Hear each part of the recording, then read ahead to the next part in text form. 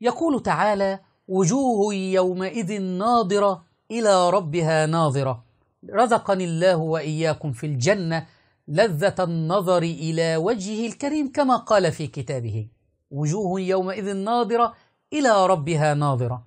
يزعم معمم الشيعة أن أهل الجنة ينشغلون في الجنة عن الحور العين وعن النعيم بلذة النظر إلى وجه الحسين.